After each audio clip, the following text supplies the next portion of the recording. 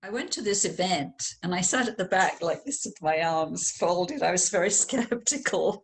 I thought, oh, this is probably another one of these, guys who's a shyster and it's all.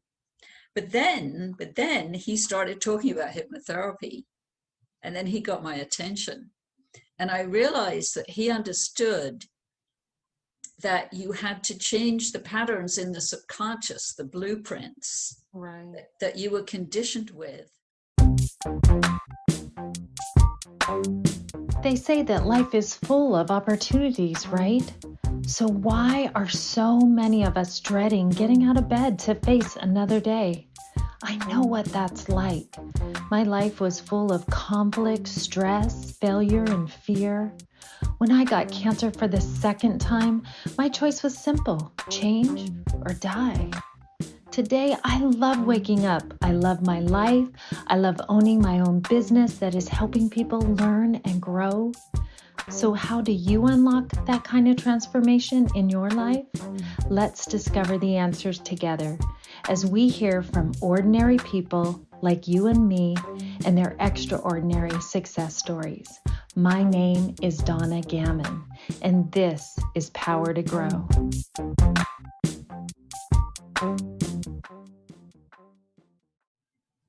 Welcome, everyone. I am so excited to have our guest here today to share with us a little bit about her money issues and some things that she dealt with along the way. She actually figured out some things and has created an amazing program that helps to shift that money mindset. And I really love this because so many of us are dealing with money situations and things that we don't even realize are there. And it's really amazing to be able to dive deep into those situations and be able to find them and pull them out and shift them. So I know that Pragito is who I have here today. Her name is Pragito Dove, and she's going to share with us a little bit about her story. And Pragito, tell us, what did you go through and how did you figure out this cool system that you have to be able to help people now? Well, it started in my childhood, of course. I was born in London, England. And I mean, I didn't realize this at the time, but I realized it looking back, that both my parents had this poverty consciousness. My mother far worse than my father. That there wasn't enough. So that there wasn't enough money, there wasn't enough love, there wasn't enough of anything. And for example, I can remember I wanted to do ballet because I love dance. And I was told, well, you can do one class a week, that's enough. And I wanted to go to the Royal Ballet Dance School, which was a ballet school. And well, what do you want to do that for? I was told that that's not going to get you anywhere. I also wanted to be a hairstylist, and I was told that's not a good job to have. So I found that my dreams and my desires were always put down because that's not something you want to be doing. And one ballet class a week is enough. And it was always that you can do one of those, and it's either or. You can either have this or that. Everything was very limited. And the funny thing is, and the truth of it was, we did have money because my dad had a good job. He got a regular income. And my parents had a mortgage on their house, and we always had food and clothes and everything. But what I learned, it was my mother really, she just had this incredible fear and paranoia about running out of money. So I picked that up. That's what I learned. I learned there isn't enough. And that phrase, I can't afford it, or we can't afford it, or that's too much. You can't have that. It's too much. And all these kind of phrases. So that's how I was conditioned. about money. And also in England at the time, one stayed in one station. You know, we were like middle class, and you didn't want to be lower class, and you didn't want to mix with lower class people either, and you didn't want to be upper class either, a mix with those kind of people who had a lot of money, because probably it was ill-gotten gains and things like that. You just kind of stayed in your box, you know. So I did stay in my box for a long time, but then I started to get very, very frustrated with it. Because so you were kind of wanting to move ahead and yet you weren't able to. Is that kind of what yes, because Mm-hmm. what happened with the money was I kept hitting this ceiling. Like I'd get to a certain place and then I'd go round on this credit card revolving thing. I did end up filing bankruptcy at one point and found out there is life after bankruptcy. I'm still here, you know. I guess I had to go through that lesson. But it was this whole thing with the credit cards, and you know, I was getting just more and more frustrated.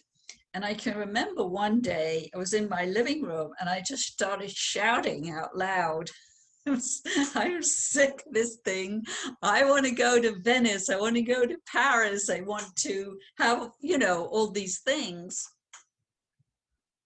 And I guess I was asking for help.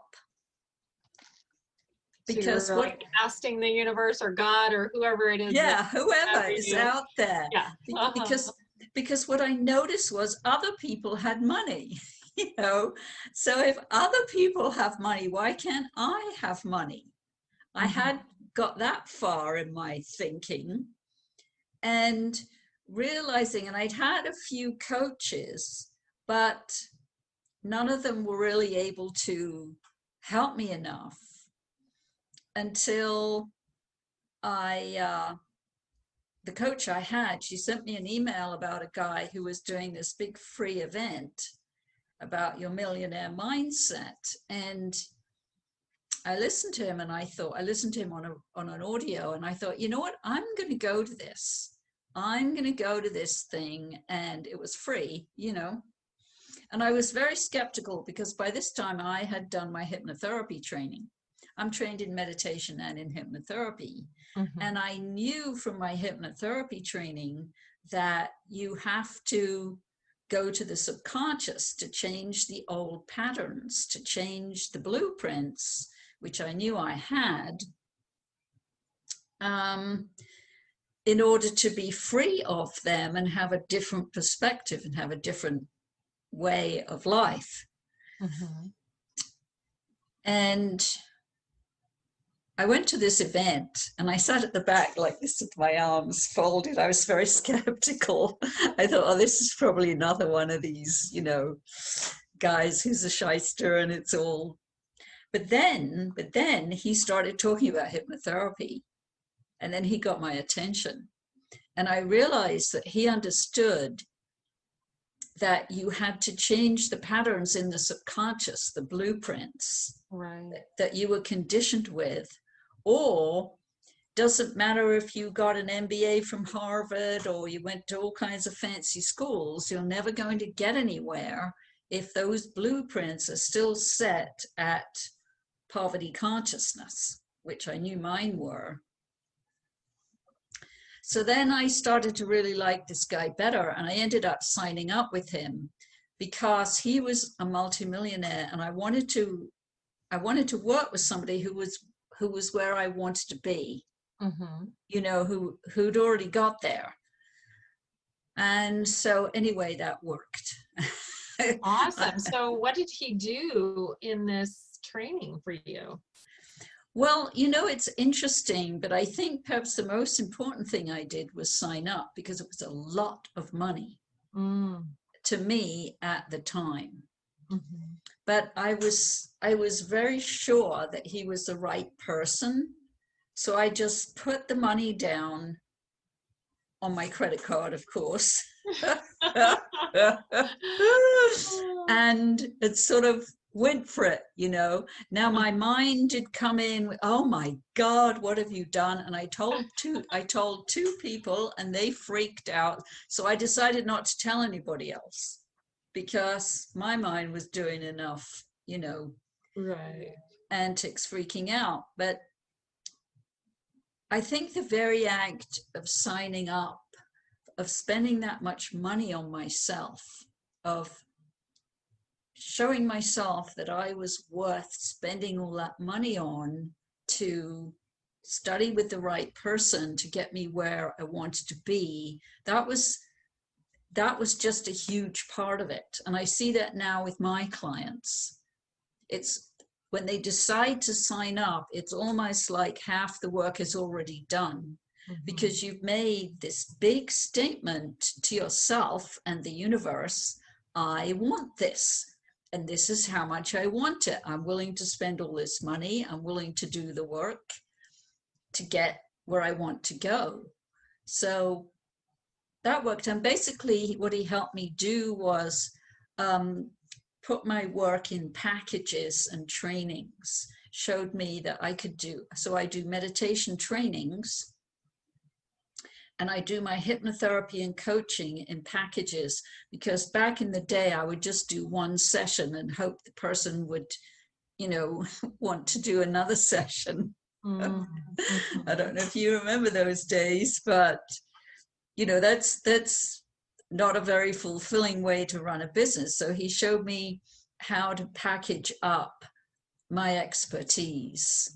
And I think that was really this, from the business point of view, the solution for me to realize that I could charge a lot for what I do because I get these great results, and I have, you know, I have a lot of experience and I have a lot of training, and perhaps most of all my own journey through it, you know, because I remember exactly how I got here.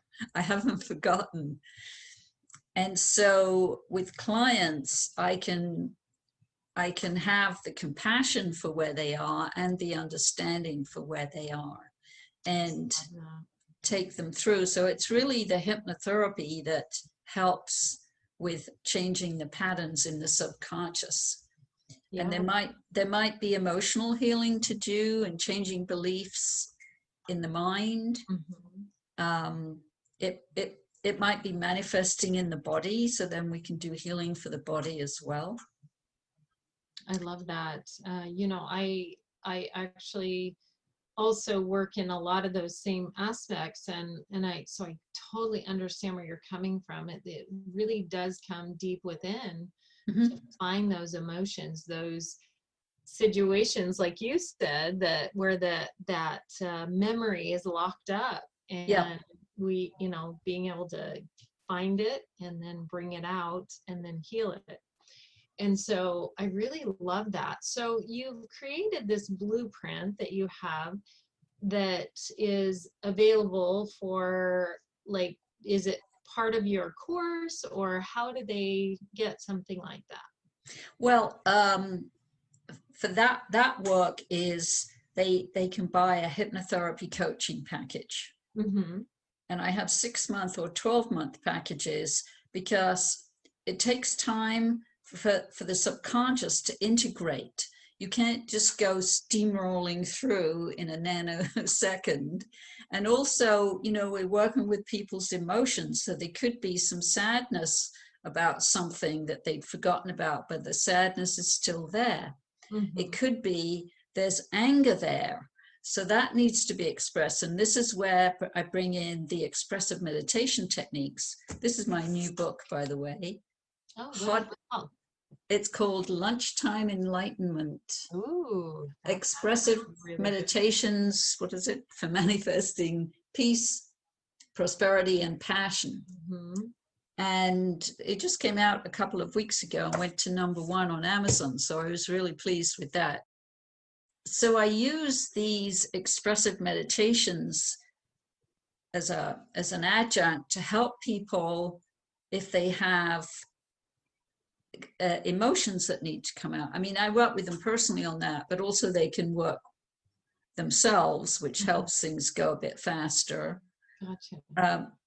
So they have a lot of techniques which are in this book, which they can work on concurrently as we're doing the personal work. Mm-hmm.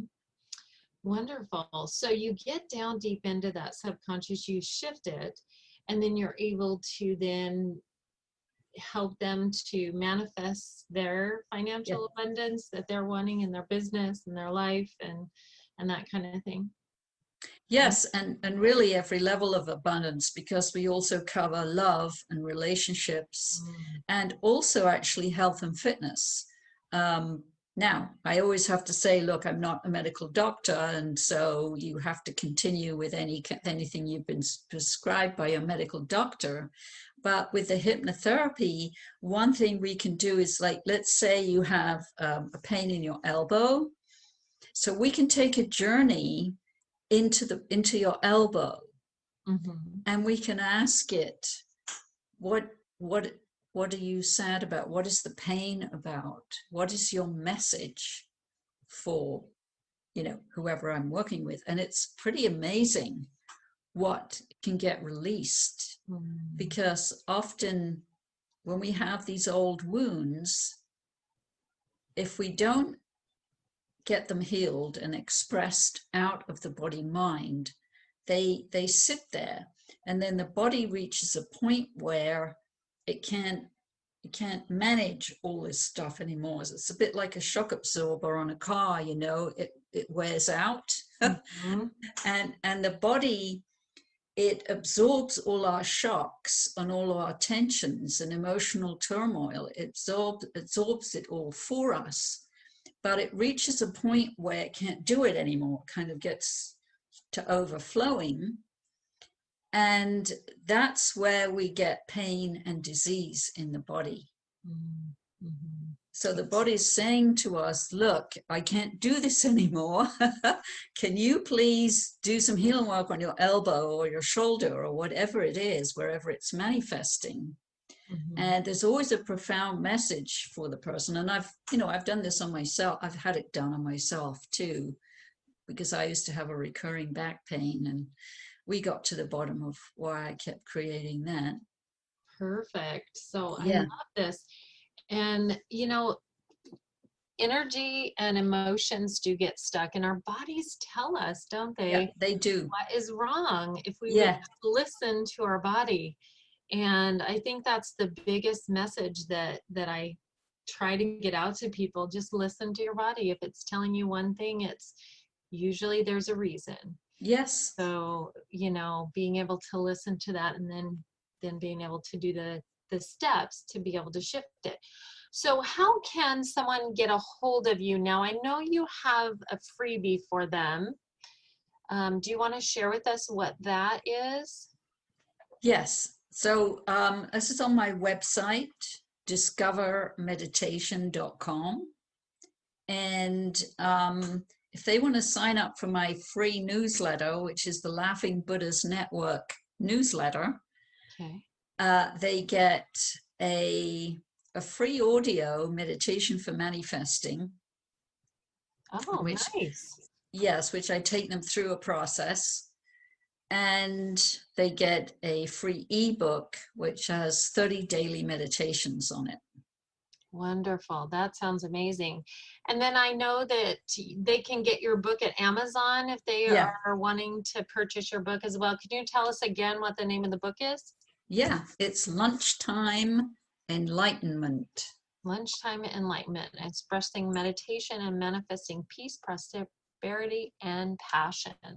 I love that. I really appreciate you spending some time with us today, sharing with us about your book and about your meditations and how others can get this blueprint to be able to help them to get past their financial blocks, is what I call them. So thank you again for being here, sharing your story. And, we all go through things, and it's not always easy, but if we could use that to help ourselves and then help others, what a beautiful thing that is. And so It I is. just really appreciate you and taking the time to be able to put together such a wonderful program. So thank you. Well, you're welcome, and thank you for having me on your show. You are very welcome. This is Donna Gammon, and this is Power to Grow.